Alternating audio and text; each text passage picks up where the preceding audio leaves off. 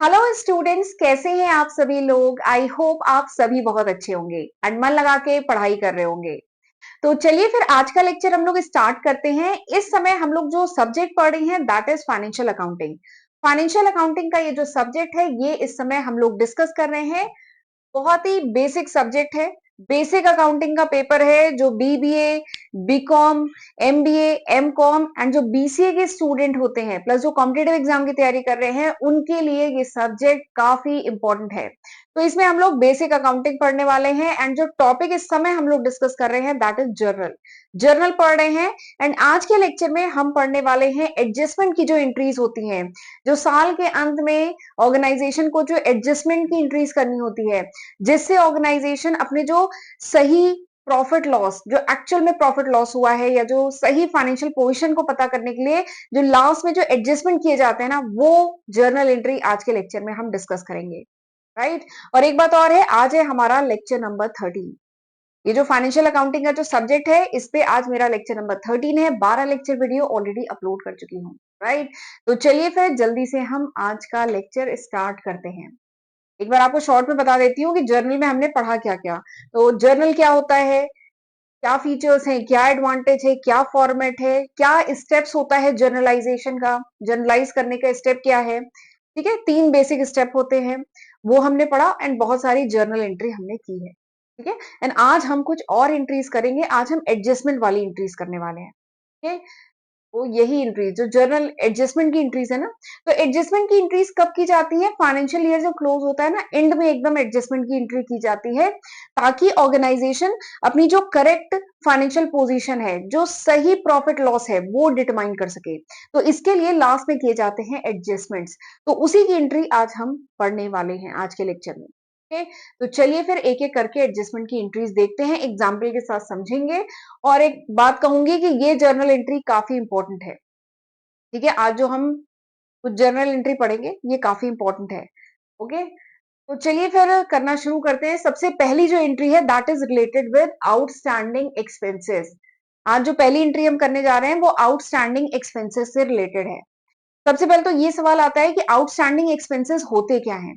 देखिए, वो एक्सपेंसेस जो हो तो गए हैं बट उसका पेमेंट अभी हमने किया नहीं है। ठीक है, वो खर्चे जो इस करंट फाइनेंशियल ईयर के हैं लेकिन अभी हमने उसका पेमेंट नहीं किया है, तो वो क्या है, आउटस्टैंडिंग है, यानी उसका पेमेंट अभी करना है, तो उन्हें कहा जाता है आउटस्टैंडिंग एक्सपेंसेस।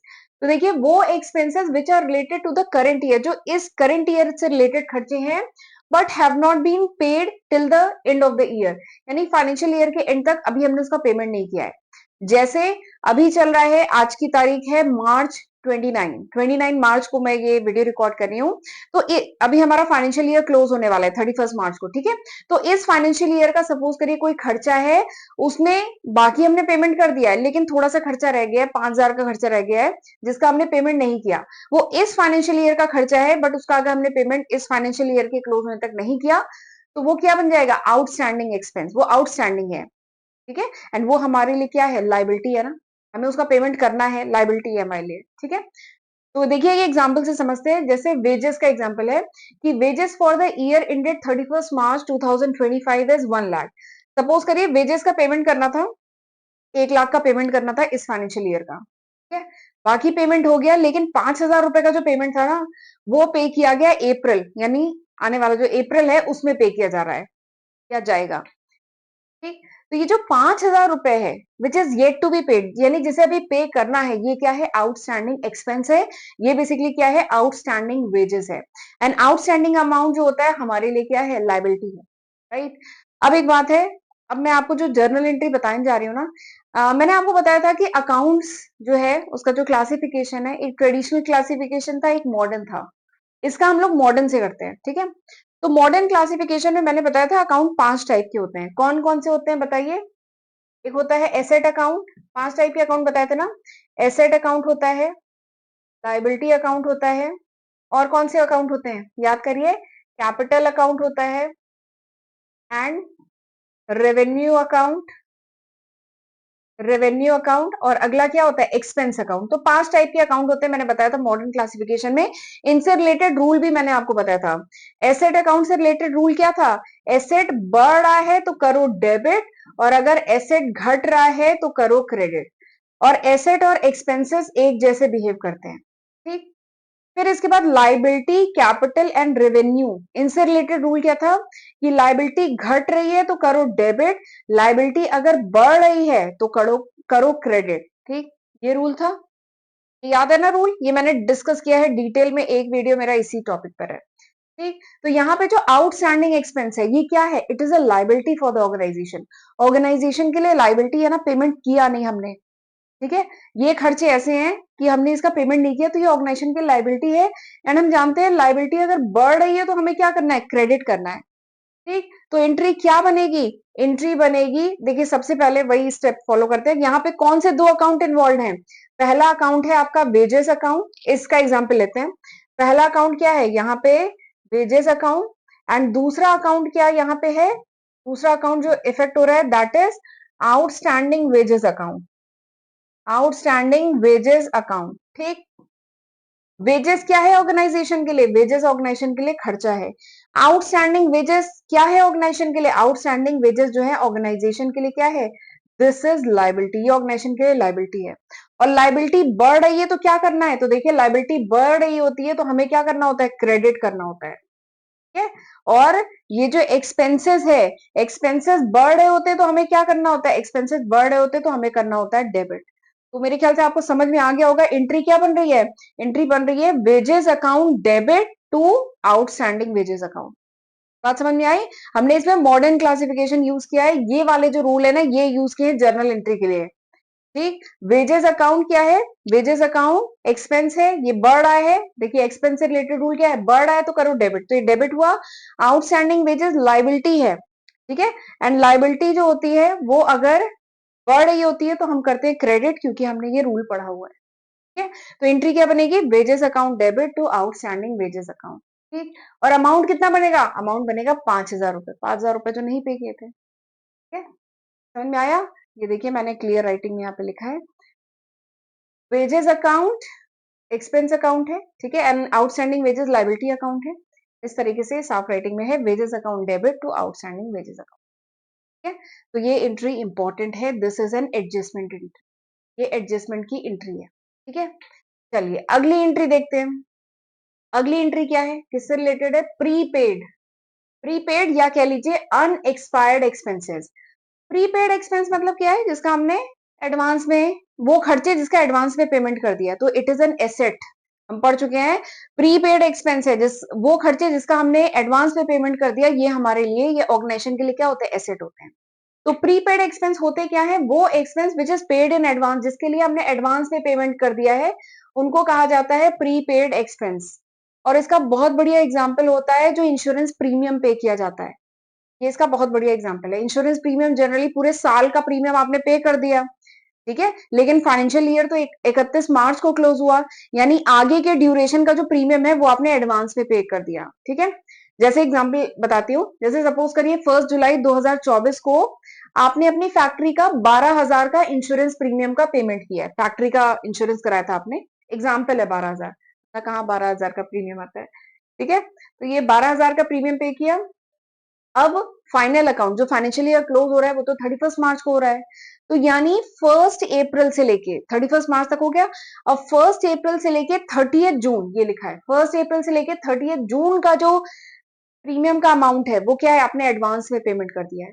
मैंने यहाँ पे 12,000 इसलिए लिखा है ताकि कैलकुलेशन में आसानी पड़े, 12,000 साल का, यानी एक एक महीने का कितना हुआ, 1,000, तो ये जो 3 महीने का, अप्रैल मई जून 3 महीने का है, ये आपने एडवांस पे पेमेंट किया, तो ये क्या है, प्रीपेड एक्सपेंस है, and it is an asset for the organisation. Prepaid expense जो होता है ऑर्गेनाइजेशन के लिए एसेट होता है, एंड एसेट से रिलेटेड रूल हम जानते हैं क्या होता है, एसेट बढ़ रहा हो तो क्या करते हैं, डेबिट करते हैं, एसेट बढ़ रहा हो तो क्या करते हैं, डेबिट करते हैं, अभी पिछली स्लाइड पे रूल मैंने बताया है, ठीक है। एसेट बढ़ रहा हो तो डेबिट करते हैं, तो इसकी एंट्री क्या बनेगी बताइए, एसेट बढ़ रहा हो तो करते हैं डेबिट, तो एंट्री क्या बनेगी, prepaid expense, prepaid expense account debit to expense account, prepaid expense account debit to expense account, ये इसकी एंट्री बनेगी, ठीक है।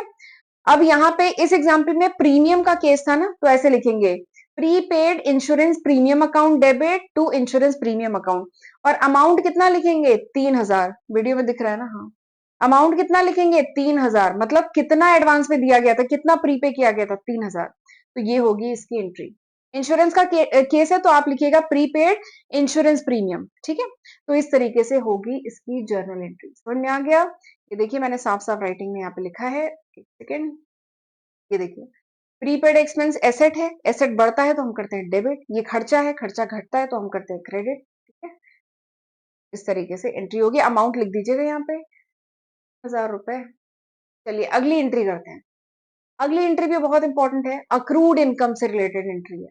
अक्रूड इनकम सबसे पहले तो होता क्या है, ये वैसे जब मैं अकाउंटिंग के टर्म्स पढ़ा रही थी तब मैंने डिटेल में इसे डिस्कस किया था। फिर मैंने जब अकाउंटिंग के कॉन्सेप्ट कन्वेंशन हमने पढ़े हैं तो अगेन हमने अक्रूड इनकम के बारे में बात की है, ठीक है। तो अक्रूड इनकम होता क्या है, ये देखिए अक्रूड इनकम यानी income earn but not receive, यानी वो इनकम जो हमने अर्न तो कर ली है but it is not due, या जो हमें रिसीव नहीं हुई है।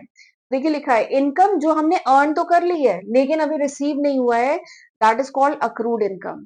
और इसका एक बहुत बढ़िया एग्जांपल है, जैसे जो इन्वेस्टमेंट अगर हमने किए हुए हैं उस पे जो इंटरेस्ट मिलना है, ठीक है, तो इंटरेस्ट सपोज करिए मिलेगा 30 जून को, लेकिन हमने उसे अर्न कर लिया है, ठीक है, 31 मार्च तक अर्न कर लिया है, लेकिन वो शायद ड्यू है 30 जून को मिलने के लिए।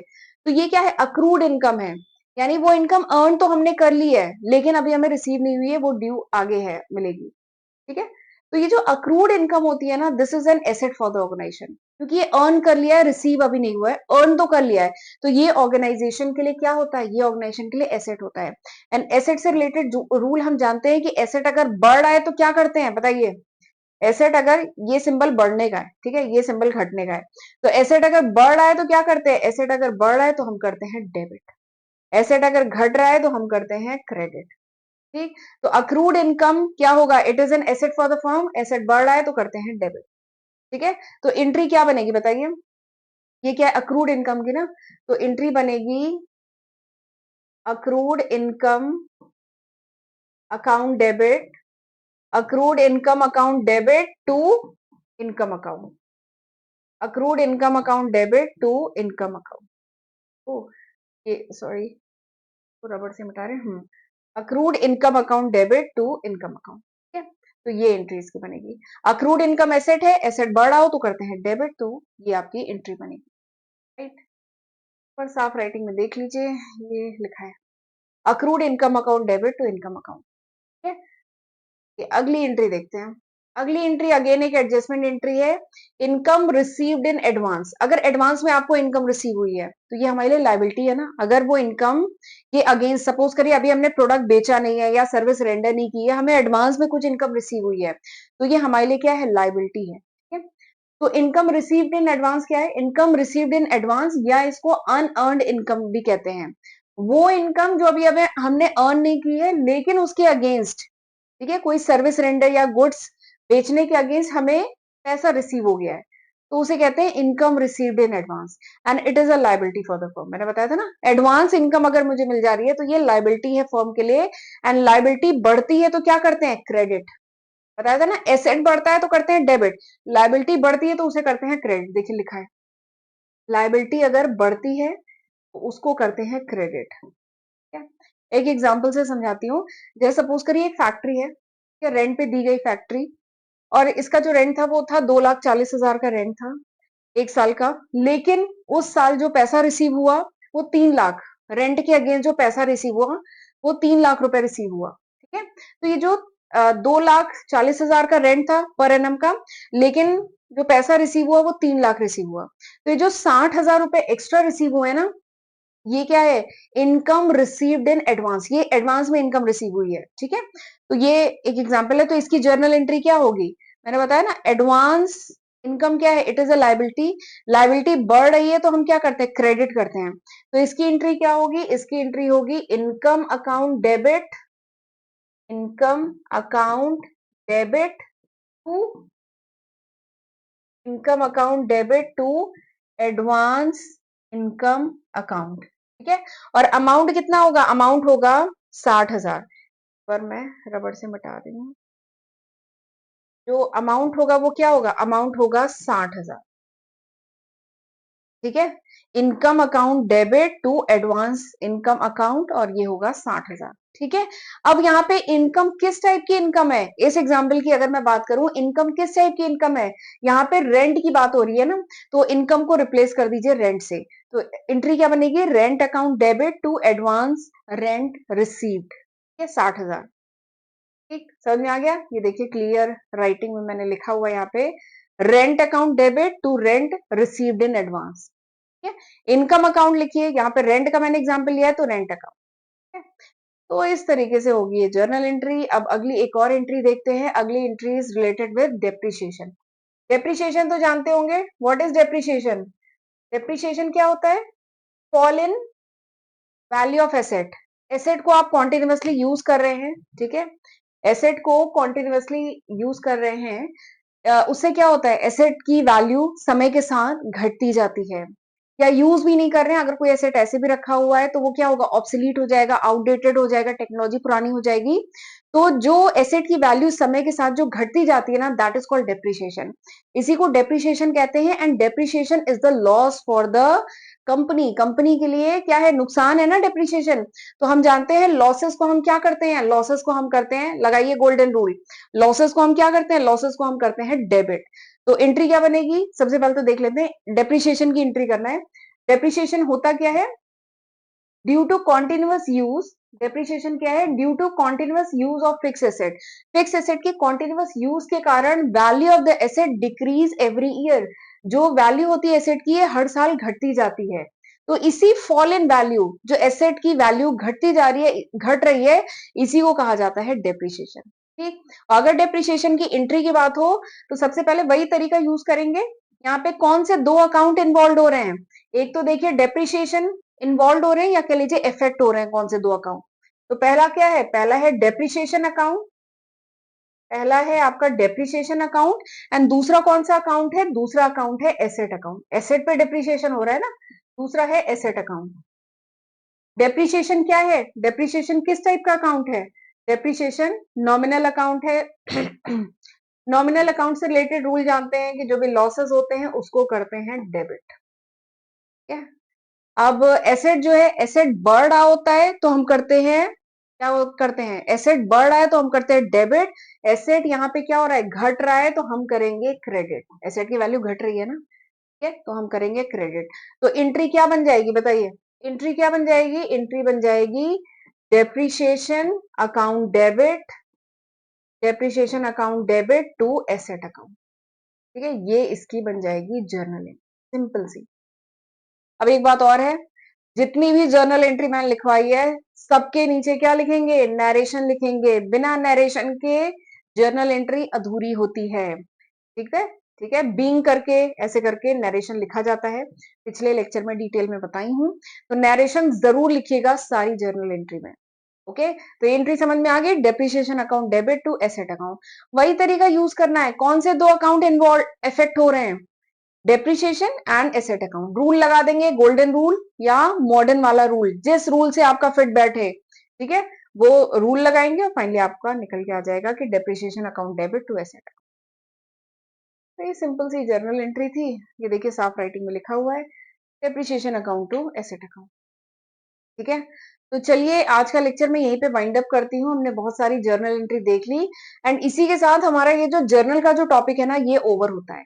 अगले लेक्चर में मैं पढ़ाऊंगी लेजर, ठीक, और हमने बहुत सारी जर्नल एंट्री कर ली, और अब आप बाकी बुक से ट्राई करिएगा, कोई डाउट होगा तो मुझसे कमेंट सेक्शन में पूछिएगा, एंड लेक्चर यूजफुल लगाओ तो वो भी मुझे कमेंट सेक्शन में बताइएगा, ठीक है, एंड आप किस कोर्स के हैं एंड किस यूनिवर्सिटी के हैं, अगर हो पाए तो प्लीज मुझे कमेंट सेक्शन में बताइएगा, इससे मुझे थोड़ा सा आइडिया लगेगा आगे के लेक्चर प्लान करने में, राइट।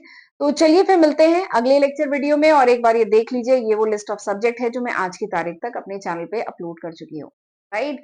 तो मिलते हैं अगले लेक्चर वीडियो में, तब तक अपना ध्यान रखिएगा, गॉड ब्लेस यू।